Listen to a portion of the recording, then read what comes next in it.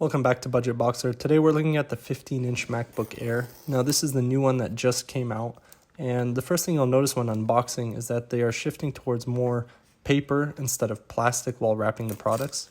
The first thing we'll see in the box is the 35-watt adapter. This is a redesigned adapter, and what's nice about it is it has two USB ports on the bottom allowing you to charge your iPhone and your MacBook. The new cable, as you can see here, also is magnetic, so it just connects easily to the device. This allows you to charge it, and if you trip over the cable, ideally it doesn't tug your entire computer down on the floor with it. By having a separate charger, we now have two USB-C ports that are free for peripherals, and on the right side we have a 3.5mm headphone jack, just like before. Plugging it in is super easy.